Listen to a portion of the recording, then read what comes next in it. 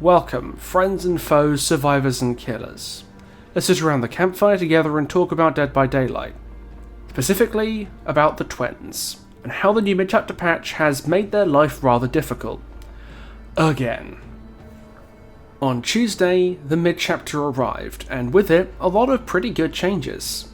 The new area of crows might just be my favourite map in the whole Dead by Daylight now. The night changes, while not terribly impactful, at least make them feel a little more fun to play at times, and the nurse nerfs were modified a little bit from the PTB, so that the horror of 7 blink nurse was never unleashed upon the live servers. All of these changes are pretty great, but I find myself unable to get excited about them as much as I'd like to.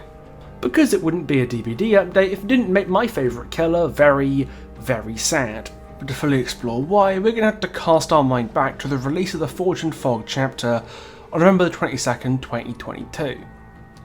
This chapter came with many bugs, not just limited to twins, but the biggest by far was, well, obviously a twins bug. Unbinding Victor and attaching him to a survivor could just hard lock you into place and force you to disconnect by making you unable to move your character or do anything at all. This happened a lot to some players, but very little to others. And by testing it on stream, Lynxie was able to work out that the bug was related to your performance. So high-performance PCs, like the ones used by most streamers and content creators, wouldn't get affected by the bug, but low-end PCs and many consoles would be affected by it very regularly. And for those players, that bug made twins pretty much unplayable, because you couldn't risk getting into a match without the killer just breaking and forcing you to DC. This timing was particularly unfortunate because it coincided with the Behaviour dev team taking a Christmas break like they do every year. Something that I'm completely cool and happy with, because a game studio giving their devs ample time to recover after a hard year's work is important and something you don't see enough in the industry. All that being said, it did suck to hear that twins weren't going to get fixed until some point in the new year, meaning that over the Christmas period, console or geriatric PC twins players just had to find something else to do. The next we heard of it was in the 6.5.0 mid-chapter PTB in very early January, and this is where things started to get interesting. As a side effect of their attempt to fix the twins bug, Behaviour managed to actually add a beneficial quality of life sort of bug feature thing that made twins feel a lot smoother to play by allowing them to perform actions immediately after waking up out of Charlotte, including picking up survivors and moving at full speed without restrictions. This made the normally agonisingly sluggish twins feel much better to play and had players clamouring for it to remain as intended feature. Even when on the DBD forums, Mandy Talk confirmed the feature was unintended and implied it would be going away. I covered this in a video closer to the time.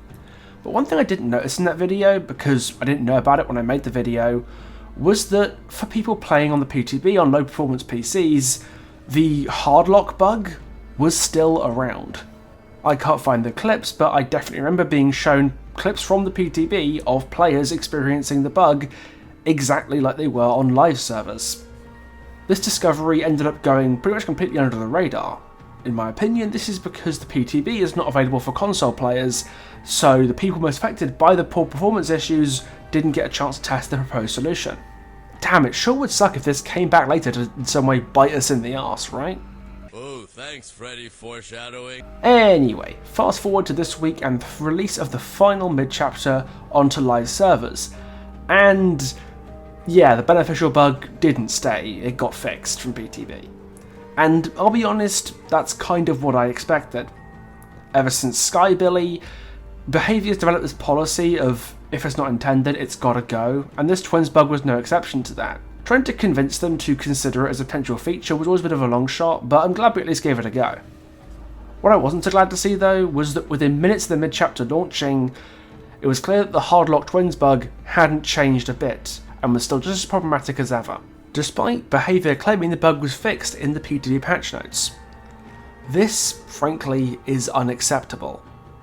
I wouldn't normally use words this harsh to describe a bug slipping through the net, but between the extreme severity of this bug and the fact that they claimed it was fixed when even the slightest amount of testing would have proved that it wasn't, yeah, that gets under my skin a bit. So Behaviour wasted no time in fixing the slightly beneficial bug that just made twins better to play for the most part, but didn't fix the actual game-breaking bug, the one that makes the killer unplayable for console players and people on geriatric PCs, because I guess that was too hard to test. But Lynx's stream tests prove that even high-end PCs can have their RAM strangled to mimic a low-performance PC and artificially cause the bug. So testing it really shouldn't have been that difficult. Because of this fix that wasn't a fix, at time of writing, Twins still are unplayable on console or on geriatric PCs to this day. And I'll make no bones about it, that's completely catastrophic. When a very significant bug is found in a particular killer, that killer is usually kill switched, just for a week or two until the bug is fixed and the killer can be brought back to live servers, no harm, no foul. This has happened before with the Nurse and the Clown, who were both seen to relatively quickly. Clown was gone, if I remember correctly, less than a week, and while Nurse was gone for longer, she was still gone for only a few weeks, certainly less than a month. Twins, on the other hand, have been bugged since the Forge and Fog chapter, which is over 2 months ago, and the bug persists to this day, making it the longest that a killer has been left game-breakingly bugged in the game's history. But friends and foes, survivors and killers, it gets even worse, because the fix that wasn't a fix didn't just not fix the game-breaking bug, it also brought in a couple of new negative bugs, just in case Twins might have elicited joy in someone's heart at some point in the next month or so. Now if you attach to a survivor with Victor, you don't see Victor's aura at all, whereas you'd see it for a few seconds after Victor attached to somebody before. And Victor's unbinding is extra laggy and feels kinda slow, which, while it's not the biggest concern, why is it like this at all? What did they change about unbinding that made this bug happen? I just don't understand. So to get you a sense of how badly the mid-chapter just completely fucked Twins, not only did they fix the quality of life sort of minor beneficial bug which makes them feel smoother to play, instead of fixing the game-breaking bug that locks you out of playing the game, they also added a bunch of new other minor detrimental bugs just to make the experience of playing this killer even worse than it already was. If basically any other killer ended up being treated like this, say a killer with a higher pick rate, there would be a gigantic uproar from the community. If there's one thing DVD creators and community figures love to do, it's shit on the devs' behaviour. And if, say, Huntress or Blight or Wesker, some popular killer, just got rendered unplayable for 2 straight months, while their positive bugs get fixed and their negative ones are left to fester, I guarantee there'd be calls for devs' heads on pikes at this point. But because Twins are unpopular and underplayed, nobody really gives a shit. And that absolutely sickens me, because no killer in the game's history has ever been neglected this badly. It's absolutely beyond the pale. But the bugs themselves aren't really what I'm angry about. The Twins are a technically complex killer, I get it. And with that complexity will come bugs, that's just inevitable. Wake me up inside. I can't wake up, wake me up inside. Save me. The issue I have is more to do with the communication, or rather lack thereof. A serious bug with a complex killer may well take a while to fix, but it doesn't take long to put up a quick forum post or a Twitter post just to talk about this problem frankly and discuss why it's taking so long, and keep an open dialogue with the community and especially the affected players to address player expectations and discuss things like timescales. This is serious stuff and should be treated seriously. And given behaviour's track record of not fixing Twins bugs promptly, if at all, we have no reason to believe that this is high on behaviour's priority list, when it really, really should be. My concerns over the future of my favourite killer were exacerbated by the developer update that released on Thursday. The Year 7 roadmap additions discussed a great many useful features, such as enhanced blood point spending and a shake-up to some meta perks. Eruption! But there was one notable absence that worried me greatly: total radio silence on the Twins rework. For those who weren't aware, last January saw then lead game designer for DBD, Patrick, confirmed that a Twins rework was the next one coming up after the Legion and Ghostface changes that came in the summer of last year. This was announced just over a year ago, and we've had nothing concrete since then about anything to do with the rework.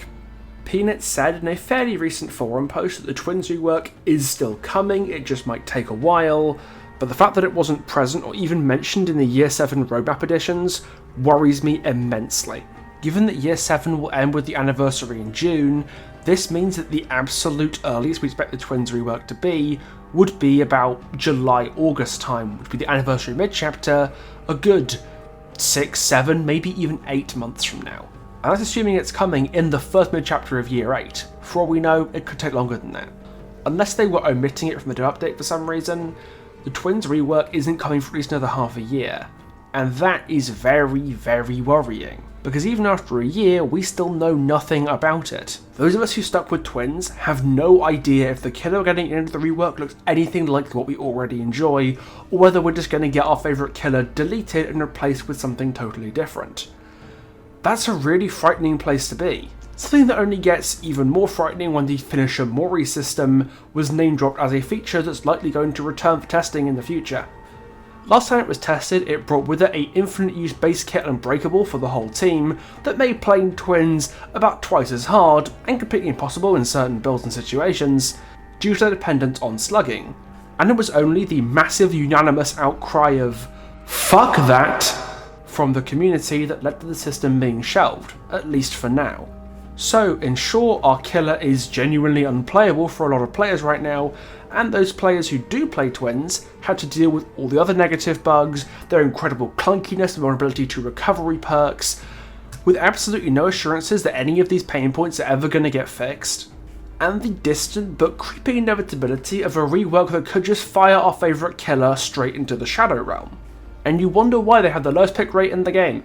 I think I speak for a lot of twins players in my community and outside of it when I say that the trust we have in behaviour right now to do our killers justice is at an all-time low.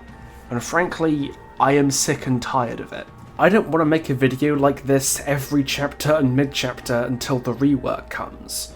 Call me entitled if you wish, but the killer that we paid for in the game that we paid for should at least be maintained to a reasonable standard of playability.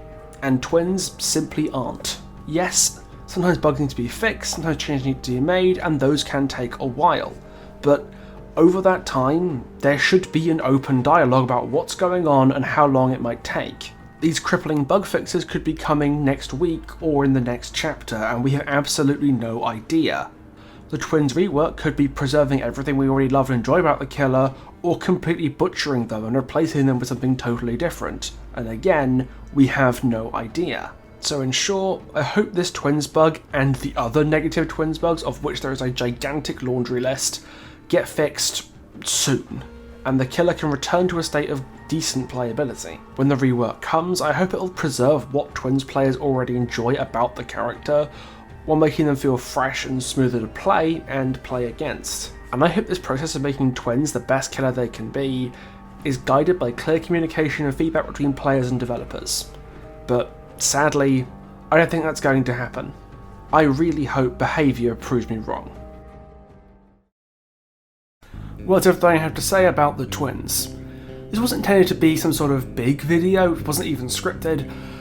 I just thought it would be an idea to give everybody an update on the state of my favourite killer and just the amount of disappointment I'm feeling right now, while I work on something new, the Night Tome video, which will be arriving next week. If you're interested in catching it, then please do the whole subscribing thing, it would be extremely sick.